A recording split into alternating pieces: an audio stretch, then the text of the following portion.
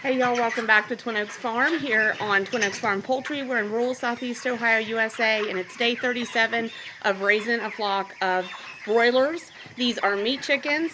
They are Cornish Rock cross meat chickens, and they are raised specifically for meat production. So our birds, 37 days old, we're actually close to the very end of production. We like to take them from the day they're hatched to the day they're processed in 42 days. The timetable on this flock ends up being 45 days that we're raising them out to. That had a lot to do with just coordinating schedules between our farm, the processing operation, and the hatchery operation. So this flock ended up out to 45 days out. They are being 37 days old, might as well say 5 days, 2 weeks. Sorry, I flipped that. 5 weeks, 2 days is what I meant to say. So might as well say they're 5 weeks old. And honestly, the situation we're in is we really feel that these birds are actually ready for processing. But by virtue of the fact that we work with a processing house, instead of processing them ourselves on farm, we don't have flexibility to change the processing date. It's set. So in our production operations, we have to try to be as accurate as possible about the length of time that we plan the flock for, and then managing all the variables specifically for that length of time. But this flock has really thrived. They're doing well. Numbers are still strong on survival leading up to processing date. So we just have a bunch of birds that are just pretty much ready for processing at 5 weeks old. Not a problem really to keep them out to that 45 days. Obviously we have to make the best of it, so we're going to, but it does have to cause us to be very intentional about our management practices over this last 8-9 days here that we've got to deal with. Because I said in Broilers day 36, you know, there's no middle, there's no maintenance point on meat birds. They're either growing or they're dying. So you've either got them thriving and eating and strong appetite and really doing well, or they're declining. You know, if they're not consuming feed and resting well and growing well, then the flip side of that is they have some adverse condition that's making them decline. So we don't want them to go into decline. Maintenance and just holding them at, you know, one point as far as like weight and finish condition, that's really not an option. So we have to just keep working with the birds as they are. So gonna look at the birds. We've got some things going in the pen today. We are putting down some fresh bedding, and that's very important. It feels like a lot of expense when you're an operator and when you have flocks even this size. We've got 297 birds in here, so it's not a huge operation, but it takes a lot of bedding material to get this size of flock from hatch to harvest. So we're actually on, we'll take a look at the production board. Actually, we've got some numbers on that. We actually brought in, it takes it a moment here, give the camera the struggle bus moment to adjust, but we actually just brought in right before recording 10 more bags of bedding. This will be the last of the bedding that we buy. We're getting them, at least for this flock, at $10 a bag, so that's good. And so that brought our total of money actually paid out for the consumables and the overhead to actually produce the flock, to raise it.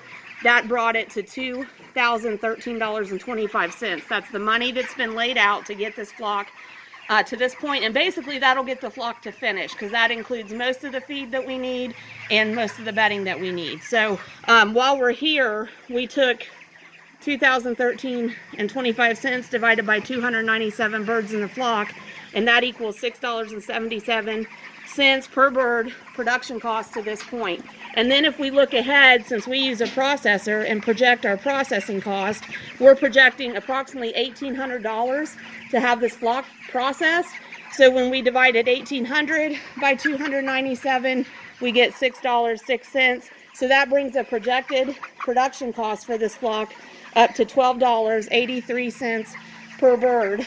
And it may actually finish out more like $15 a bird, because we'll probably add a little bit of fuel cost on transportation, hauling them to the processor, and we'll have a little bit more electricity utility costs. But we're putting down 4 bags today, day 37.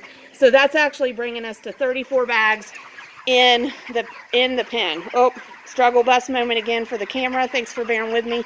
So what you're seeing here, this is a great cross-section shot. Sorry about that, got birds underfoot. This is a great cross-section shot here of, to the right, we've got new bedding down on the pen. Our youngest son, Drew, is helping us get this flock of birds with fresh bedding down.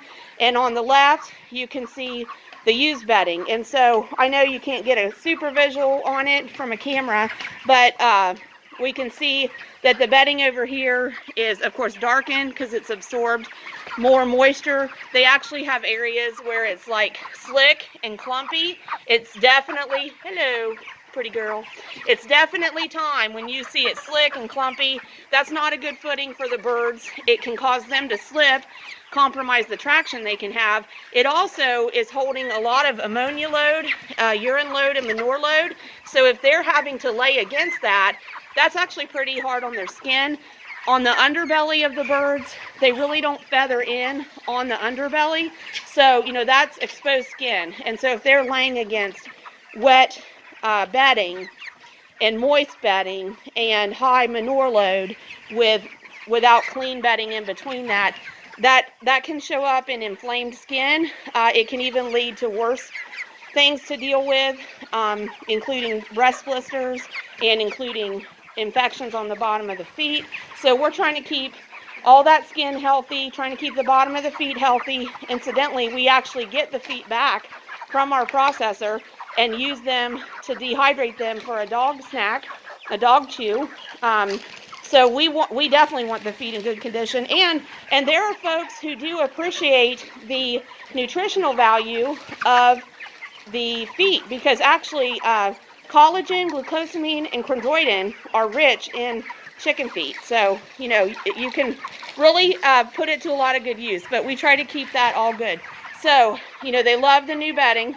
They do pick through it, they sit in it, they dust bathe in it, so they really enjoy new bedding. You know, plus it helps regulate the temperature in their pen because it doesn't have quite as much heat put off of it as moist bedding that's got a high manure load. So we've got Drew over there helping us get the bedding opened up, get it down onto the pen, and basically what he's doing, so you know, it starts in a compressed bag like that, and he'll put it down, and you don't have to do it this way, but this way works for us, but he'll put it down there like that, leave it in a stack like that.